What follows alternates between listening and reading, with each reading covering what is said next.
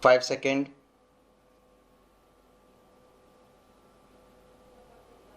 Start.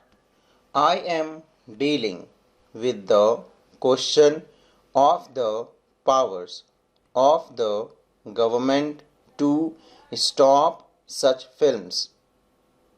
The government has been complaining that they have not got the powers. My point is that the power is there, and if this power is exercised fully and properly, there need be no resolution like this, because the whole purpose of the resolution is that the moral standards of the country should not go down. Sir, in this connection, all that the government can do is to cut out the objectionable part of the pictures. They cannot force the producers to produce a particular type of picture. It is only in those countries where it is undertaken by the government that it may be possible that the government may produce pictures of the type which the honorable members might approve. It is absolutely open to the producers to produce any picture which they think is a best entertainer as well as a good instructor. But you cannot force, and the government has no power, and the government will never have the power, or the House can never give the government the power to force the producer to produce a particular type of picture. It is only a government undertaking that could do that. But in this connection, I do wish to emphasize one point, that these pictures, objectionable or not objectionable, should not be open to boys under a particular age. If you are convinced that these pictures are likely to have a beneficial influence, you must stop them, but at the same time, we must have pictures for children. We all know that Russia, Slovakia, Poland, and other totalitarian countries are having excellent children's picture, but we must not forget that these children's picture are produced by the government. There is a double purpose in producing these pictures. It is not only to give instruction and entertainment to children, but there is a particular type of education which they want to give to the children, and particular ideas which they want to put into the head of the children, so it is undertaken by the government. It is not at all economic proposition. Even in America, they have produced only few, very few films, and even those that they have produced for children are such that they are very good entertainer, and even adults.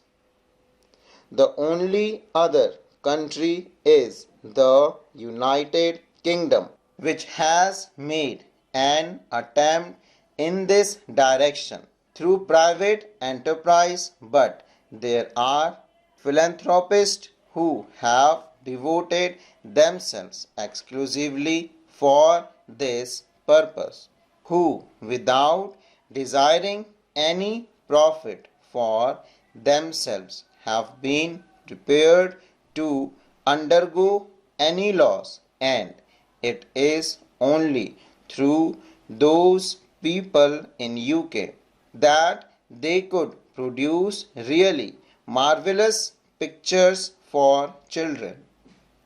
Here in India, we can never expect any good children's picture to be produced by the private producer. I know that the government of India has even set apart an award for it, but that award will be of no avail. It is only deceiving ourselves, and the government is deceiving itself if it expects that simply because of this award any producer will undertake producing a good children's picture, because it is an absolutely uneconomic proposition and it cannot be done, and the government must take the responsibility upon itself.